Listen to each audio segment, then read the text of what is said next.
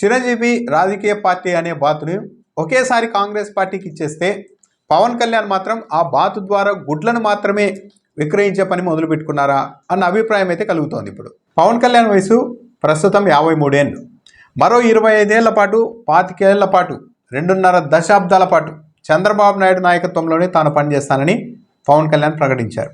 అంటే అప్పటికి పవన్ కళ్యాణ్ వయసు 78 సంవత్సరాలు అవుతుంది.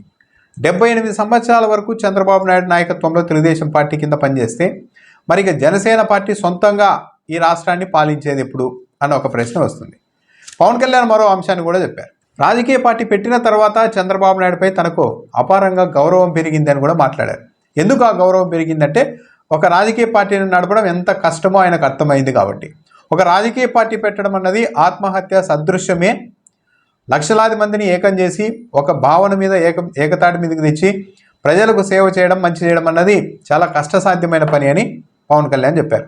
అంటే అంత కష్టం తాను పడలేను కాబట్టి ఇక 25 ఏళ్ల పాటు తెలుగుదేశం పార్టీ చంద్రబాబు నాయుడు నాయకత్వంలో, తెలుగుదేశం పార్టీ నాయకత్వం అనడం లేదు ఆయన, చంద్రబాబు నాయుడు నాయకత్వంలో 25 ఏళ్ల పాటు పనిచేసేందుకు సిద్ధమని చెప్పారు. చిన్న చిన్న సమస్యలు ఉన్నా సరే వాటిని చర్చించుకొని పరిష్కరించుకుంటామే కానీ విడిపోయే ప్రసక్తే లేదని చెప్పారు. తనలాగే జనసేన పార్టీ, టీడీపీ, బీజేపీ నాయకులు కూడా, కూటమిలోని కింద స్థాయి నాయకులంతా కూడా తనలాగే ఆలోచించి పనిచేయాలని చెప్తున్నారు.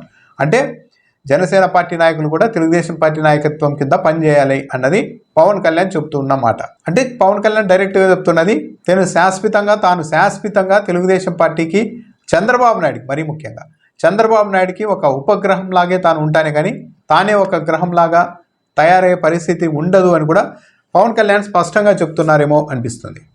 కేవలం ప్రజల కోసమే ఇలా 25 ఏళ్ల పాటు మద్దతును తెలుగుదేశం పార్టీకి ఇప్పుడే పవన్ కళ్యాణ్ ప్రకటిస్తున్నారా అని అనుకోవడానికి కూడా లేదు. ఎందుకంటే ఆయనే చెప్తున్నారు, ఒక రాజకీయ పార్టీని నడపడం అనేది కష్టసాధ్యము. అదంతా నేను పార్టీ పెట్టిన తర్వాత చంద్రబాబు నాయుడు పైన ఇంకా గౌరవం పెరిగింది, ఆయన పడుతున్న కష్టము, పార్టీ నడపడం ఎంత కష్టం అన్నది తెలిసిన తర్వాత గౌరవం పెరిగింది అంటున్నారు. అంటే పార్టీ నడపడం అన్నది ఇబ్బంది కాబట్టే ఆయన తన కంఫర్ట్ వరకు చూసుకొని, తన గౌరవం వరకు చూసుకొని, తనకి ఇలాంటి డిప్యూటీ సీఎం లాంటివి పదవులు ఉంటే ఈ కూటమిలో రెండో నాయకుడిగా తాను ఇలా కొనసాగితే అదే కంఫర్ట్ అని పవన్ కళ్యాణ్ అనుకుంటున్నారనేది స్పష్టంగా అర్థమవుతోంది. కొంతమంది నాయకులు వైసీపీ నుంచి కావచ్చు, ఇతర పార్టీల నుంచి కావచ్చు, జనసేనలో చేరేందుకు ఉత్సాహం చూపుతున్నారు. వాళ్ళందరికీ పవన్ కళ్యాణ్ ఇప్పుడు సిగ్నల్స్ ఇస్తూ ఉన్నారు.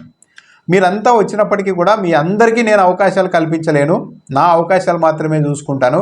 మీరంతా వచ్చేసినంత మాత్రాన, తాను తీసుకున్నంత మాత్రాన ఎన్నికల్లో మీకు రాజకీయ భవిష్యత్తు ఉంటుంది అని అనుకోవద్దండి. ఎందుకంటే 25 ఏళ్ల పాటు నేనే చంద్రబాబు నాయుడు నాయకత్వం కింద పనిచేయాలనుకుంటున్నాను అని ఇండైరెక్ట్గా చెప్తున్నారు. ఎవరైనా జనసేన పార్టీలోనికి వెళ్ళిన నాయకులు దీన్ని ప్రధానంగా ఇప్పుడు ఆలోచించుకుంటారు.